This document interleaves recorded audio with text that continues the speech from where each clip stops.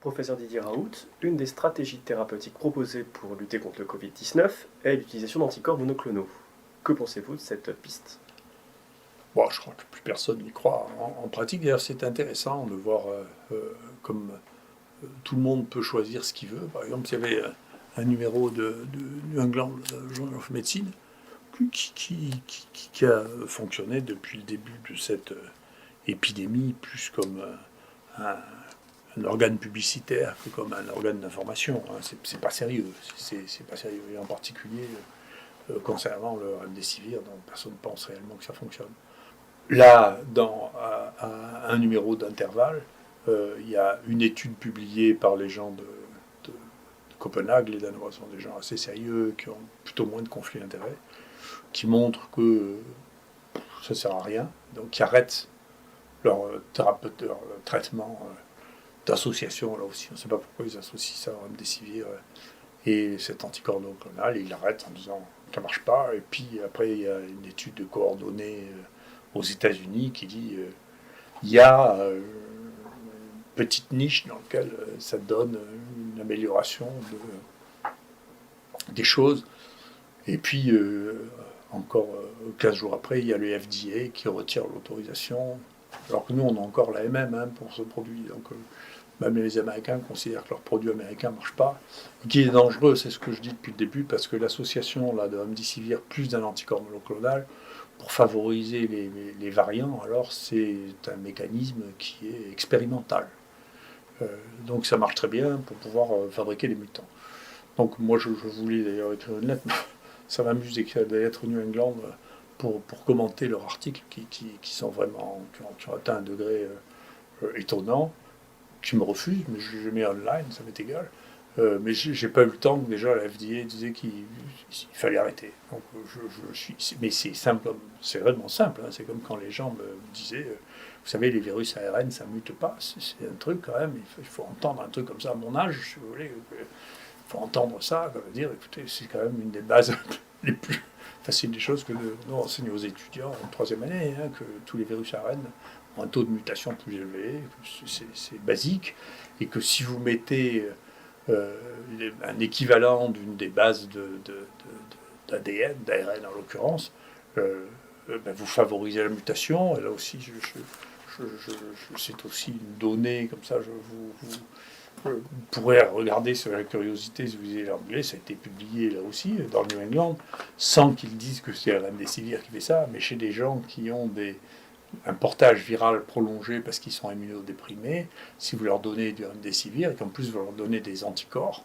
mais ce qui se passe, c'est exactement ce qui doit se passer, c'est-à-dire vous mettez un agent mutagène et vous mettez la pression de sélection avec les anticorps, il vous sort des virus qui sont résistants, qui acquièrent toute une série de mutations, en particulier là dans la zone dite spike, qui est celle qui fait la résistance aux vaccins et aux anticorps. Donc tout ça, c'est assez banal en réalité. Donc, mais comme le fait de prendre les choses avec un peu de recul et un peu de bon sens, et sans l'engouement extrême pour des choses qui sont totalement nouvelles et dont on n'arrive pas à démontrer qu'elles servent à quelque chose, n'est pas là, eh bien, les gens s'excitent autour de la pilule miracle, et donc c'est une pilule miracle qui disparaît en plus parmi les autres pilules miracles. Elle va rejoindre le cimetière des pilules miracles, qui remplace le cimetière des éléphants parce qu'il y a moins d'éléphants. Donc on réutilise le cimetière des éléphants pour y mettre le système des traitements miracles du Covid. Voilà. Quelles sont les dernières données que l'on peut observer concernant la vaccination?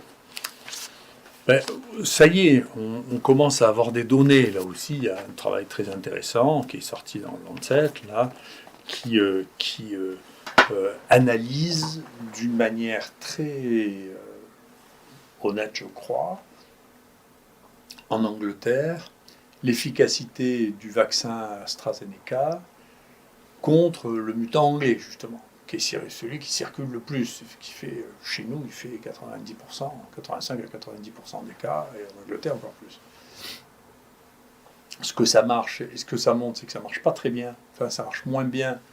Ce qu'on pouvait imaginer, là aussi, c'est pas des choses qui sont magiques. Hein. Vous prenez juste une protéine, qui est celle du virus qui était là en mars-avril. et vous faites un vaccin qu'avec cette protéine plutôt qu'avec tout le virus. La chance que vous ayez une mutation dans cette protéine qui rende résistant soit aux anticorps monoclonaux, soit au vaccin, est une chance assez élevée. Si vous prenez tout le virus, peut-être que c'est moins directif, peut-être que la concentration est moindre, mais il y a une chance qu'il reste une certaine immunité. Tandis que là, comme immunité, c'est très fragile puisque c'est basé sur très peu d'acides aminés. Donc c'est juste une protéine. Et donc comme il y a ce variant anglais qui a plusieurs mutations dans cette protéine, que le vaccin fait à partir de l'analyse du premier virus ne marche pas très bien dessus, c'est pas étonnant. Et donc, ça marche pas très bien, ça veut dire que quoi? Ça veut dire que il semble que pour les formes symptomatiques et documentées, c'est-à-dire les gens qui sont malades et chez qui on a trouvé le virus, le degré de protection soit de l'ordre de 70%, dans le meilleur des cas. Et quand on parle de gens qui sont porteurs ou qui n'ont pas de symptômes déclarés, alors le taux de protection est extrêmement bas. Donc ça pose la question de son usage, et je pense que l'on retrouvera, et alors quand on regarde sur les nouveaux variants, alors ça marche très très mal, c'est-à-dire le variant sud-africain et le variant brésilien, ça marche extrêmement mal. Donc maintenant se pose la question, d'accord, mais alors qu'est-ce qu'on fait de ça en pratique maintenant pour donner des conseils aux gens? Donc moi je redis, pour l'instant, le vaccin n'est pas obligatoire, donc c'est les médecins praticiens qui doivent discuter avec leurs malades pour leur dire, écoutez, moi je vous conseille ou je ne vous conseille pas de vous vacciner. Pour l'instant, on est libre de le faire ou pas. Donc ce qu'il faut regarder dans la raison pour se vacciner ou pas se vacciner, le point le plus important, c'est bien entendu de faire comme d'habitude. Hein, j'avais écrit un livre sur le vaccin, comme d'habitude, je suis d'accord avec ce que j'écrivais à l'époque. Je vais en rajouter un chapitre sur le Covid. C'est quel est le bénéfice à espérer. Donc, quelle est la balance entre le risque et le bénéfice. Quand les gens vous disent qu'il n'y a aucun risque, c'est pas vrai. Voilà. C'est pas vrai. Il y a un risque avec toutes les actions que l'on a. Là, les risques de ce vaccin, on commence à les connaître. Il y a des risques vraiment dangereux, d'allergies dues aux composés qu'on utilise, le polyéthylène glycol, les gens qui font des chocs anaphylactiques, éventuellement mortels. Il y a des gens qui font des thromboses. Donc, les chiffres qu'on a nécessitent d'être solidifiés, de savoir quel pourcentage, combien il y a de gens qui font des accidents potentiellement mortels. Est-ce que c'est 1 pour 100 000? Est-ce que c'est 1 pour 10 000? C'est des choses qu'on doit savoir pour dire, voilà, ça c'est le risque que vous prenez avec le vaccin. Maintenant, quel est le risque que vous prenez quand si vous n'êtes pas vacciné? Eh bien, c'est un mélange entre la proportion de gens qui sont infectés et puis la proportion de gens qui, étant infectés, font une forme grave. Et donc, pour éviter les formes graves, ce vaccin a probablement un intérêt. Donc, les formes graves, vous voyez sur ce papier qu'on a fait avec Mathieu Mignon, vous voyez que jusqu'à 50 ans, des formes graves, à part dans des terrains très particuliers, des gens qui ont des cancers ou des gens qui ont vraiment des obésités maladies, si vous voulez, il n'y a pas de formes graves, il y en a très peu. On a analysé ça sur les bateaux, et sur le Charles de Gaulle ou sur le Franklin Roosevelt et les porte-avions. Il y a eu sur le porte-avions Franklin Roosevelt 1 mort, mais on ne sait pas s'il était obèse ou pas, et puis sur le Charles de Gaulle, il y en a eu 0. Donc ça veut dire que là, le risque relatif de danger qu'il y a est un danger qui est relativement faible, et que donc, chez eux, il faut donner le choix aux gens de réfléchir. Après, quand vous dépassez 75 ans ou 80 ans, là, bien entendu, le nombre de gens malades qui risquent de mourir devient important. Hein. Il y a une mortalité chez les gens qui ont plus de 85 ans qui est de plus de 20%. Donc le bénéfice à espérer dans une période où le virus circule, pour des gens qui ont plus de 80 ans, est très bon. Donc il y a une question de relation entre le risque, ça c'est par individu, est-ce que j'ai intérêt à le faire? Est-ce que c'est mon intérêt de le faire pour me protéger, ou est-ce que c'est pas mon intérêt de le faire pour me protéger? Et donc ça se calcule avec, voilà, est-ce que les gens sont âgés?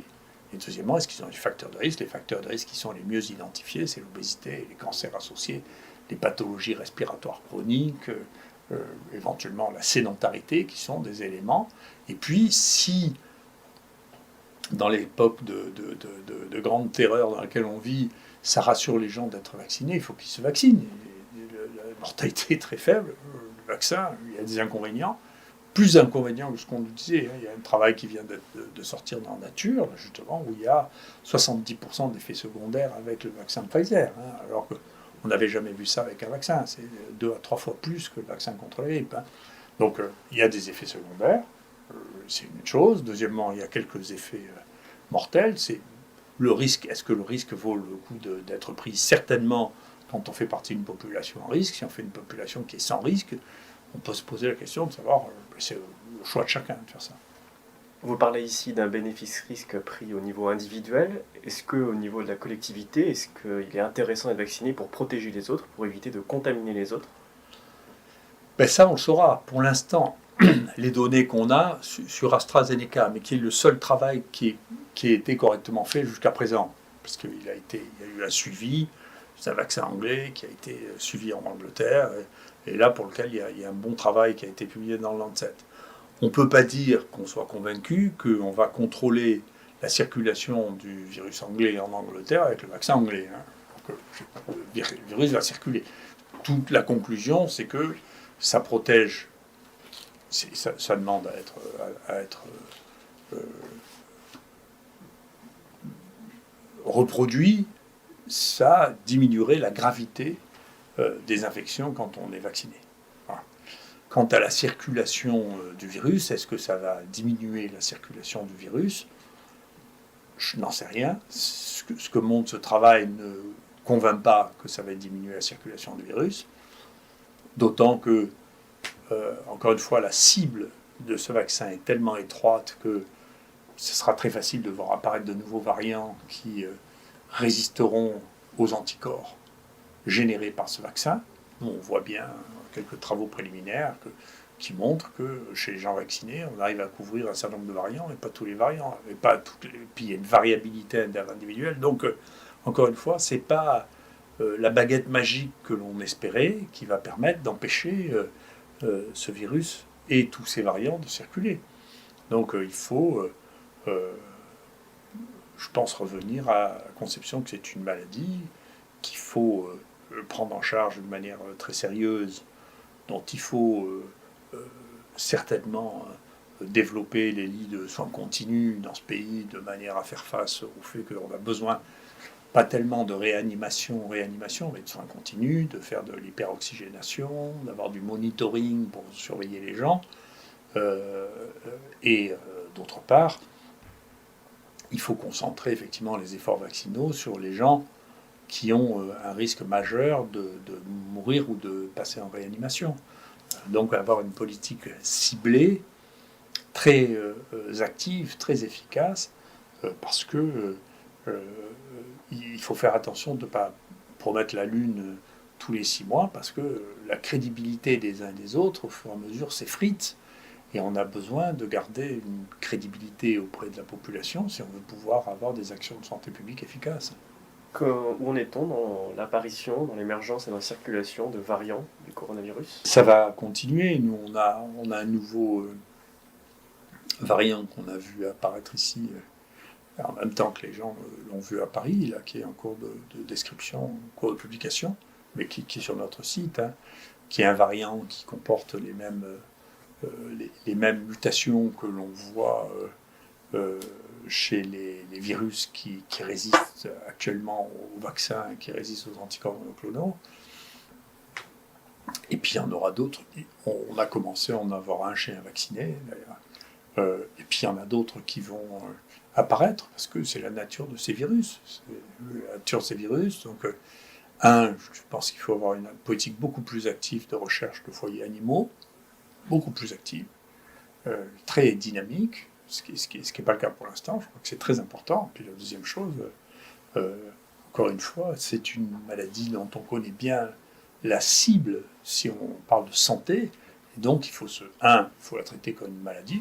Encore une fois, je suis content de voir que le gouvernement a une position qui est de plus en plus proche de la mienne, et la haute autorité de santé aussi. Il faut que les gens voient des médecins, il faut qu'on prenne leur saturation, il faut qu'on les isocoagule, il faut qu'on fasse attention s'ils ont des manifestations respiratoires, à leur faire des scanners à l'eau dose, voir ce qui se passe sur le plan respiratoire. Il ne faut pas louper le passage à l'oxygénation s'ils en ont besoin. Il faut leur donner des antibiotiques. Après, encore une fois, moi je ne veux pas que tout tourne toujours autour de l'hydroxychloroquine. Si on fait ça déjà, on va baisser la mortalité et la gravité de manière très significative. Tant mieux. J'en ce que je disais il y a un an, je suis content d'être, que les gens finissent par être d'accord avec moi. C'est pas mon but dans la vie, mais enfin, moi je veux être en accord avec moi-même, je suis content si les autres sont d'accord avec moi aussi. Mais encore une fois, le point est qu'il faut à la fois prendre au sérieux cette maladie, la dédramatiser pour pouvoir garder des réflexes normaux, des réflexes médicaux normaux, la prendre en charge avec les éléments que nous avons actuellement et cibler notre effort, non pas en empêchant de vivre les plus jeunes qui ont moins de 30 ans qui vont finir par exploser, qui risquent rien, mais plutôt sur les gens qui risquent quelque chose, c'est-à-dire les gens de plus de 70 ans, pour lesquels c'est ce qui a commencé à être fait. Il y a une vraie stratégie de vaccination qui a été mise en place et on peut espérer qu'on aura des résultats avec une baisse de la mortalité. On est en train de voir une baisse du nombre de cas chez les plus de 75 ans, qui témoigne peut-être, on verra bien, de l'efficacité de la vaccination.